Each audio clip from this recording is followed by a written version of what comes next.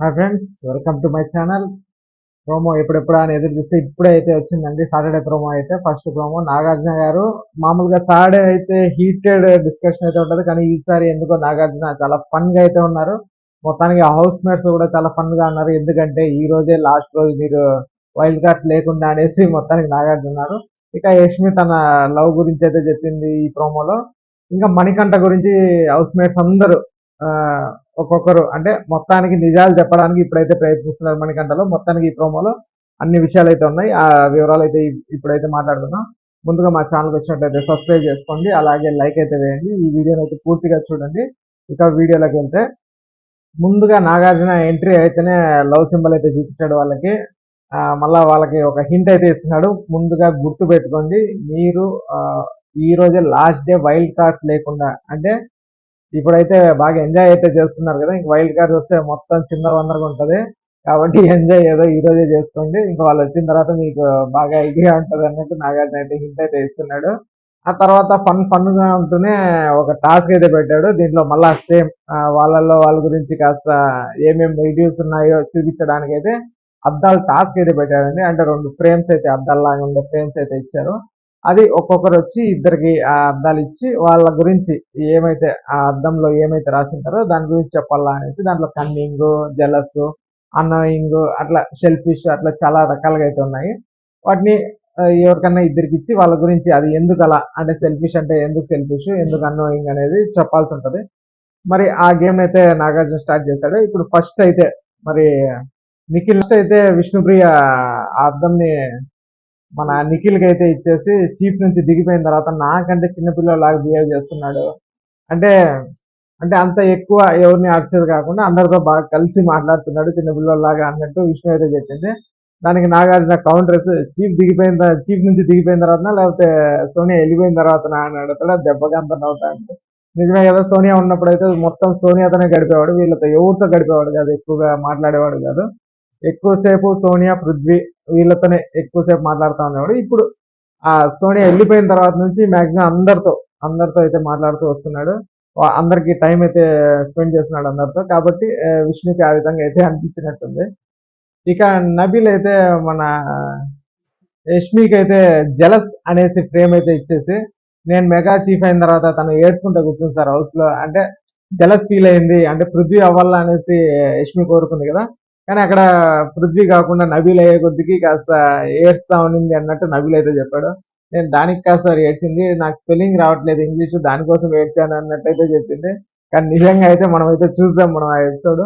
Prithvi mega chief అవ్వలేదనేసి తనైతే బాధపడింది. నబీల్కి ఆ విషయం అయితే బాగా అర్థమైంది, కాబట్టి ఆ విషయం చెప్పాడు, ఆ అర్థం ఇచ్చి సెల్ఫిష్ గా బిహేవ్ చేసింది అన్నట్టు. ఇక నిఖిల్ అయితే అదే జలస్ ప్రేమ్ వచ్చి విష్ణుప్రియకి ఇచ్చేసి జలస్ ఫీల్ అవుతా ఉంటది. అంటే నాగార్జున ఏ విషయంలో జలస్ అంటే పృథ్వీ విషయంలోనే సార్.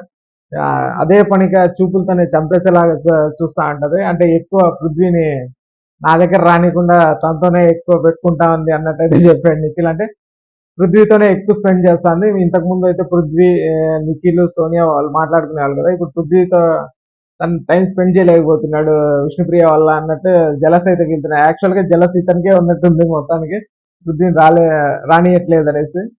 ఇక ఈ ప్రోమో కాస్త సరదాగా సాగుతున్నాం. సడన్ గా మన మణికంఠ కళ్ళనైతే ఇలా చూపించాడు. నాకైతే ఆ మాస్క్ సినిమాలో వాడి కళ్ళు ఇట్లా కనుగుడ్లు బయట వస్తాయి, సేమ్ అలాగే అనిపించింది. సడన్ గా ఏదో హర్రర్ సినిమా చూసినట్టయితే భయపడాల్సి వచ్చింది.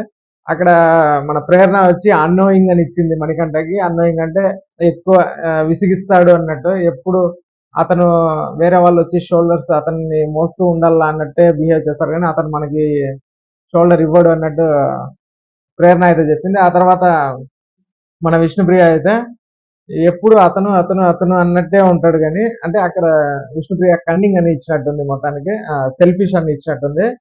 అంటే ఎప్పుడు అతను అతను అతనే ఆలోచిస్తాడు, మిగతా వాళ్ళ గురించి అతను పట్టించుకోడు అన్నట్టు అయితే మణికంఠ గురించి చెప్పింది. ఇక నిఖిల్ కూడా కన్నింగ్ అని ఇచ్చినాడు మొత్తానికి మణికంఠకి. ఎంతసేపు తన ఆట తన గురించే ఆలోచించుకుంటుంటాడు, మిగతా వాళ్ళ గురించి ఏం పట్టించుకోవట్లేదు.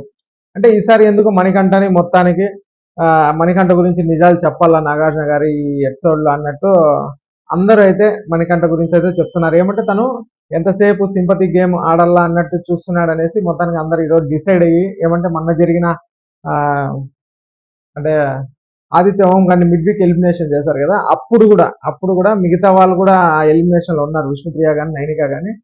వాళ్ళు బాధపడతా అన్నా కూడా ఇతను సపరేట్ గా బాధపడి, అంటే వాళ్ళు పోతున్నందుకు కాదు, ఇతను ఏదో సపరేట్ గా మనసులో బాధపడి అక్కడ కూడా అటెన్షన్ మొత్తం ఇతనే గ్రాప్ చేసుకోవాలా, వాళ్ళ కనీసం కన్సోల్ కూడా చేయకుండా, అంటే వాళ్ళని ఓదార్చుకునే దానికి కూడా టైం ఇవ్వకుండా చేసినాడు అన్నట్టు వీళ్ళందరికీ అయితే బాధ వేసింది. ప్లస్ వీళ్ళ ముగ్గురి కంటే ఎవరెవరికి, ఆదిత్య ఓంకి, విష్ణుప్రియకి, నైనికా కంటే ఓటింగ్ లో అతను 3వ ప్లేస్ లో ఉన్నాడు అని తెలిసినప్పటి నుంచి వీళ్ళు కాస్త అతని పైన బాగానే కాన్సన్ట్రేషన్ చేసినట్టున్నారు. ఎందుకు ఇతనికి ఓటింగ్ పడుతుంది అంటే, ఇతను ఏదో సింపతి గేమ్ ప్లే చేసి మొత్తానికి మనల్ని బ్యాట్ చేస్తున్నాడు, అందుకే మనకు ఓటింగ్ తగ్గుతుంది అనేసి వాళ్ళైతే ఫీల్ అయినట్టున్నారు.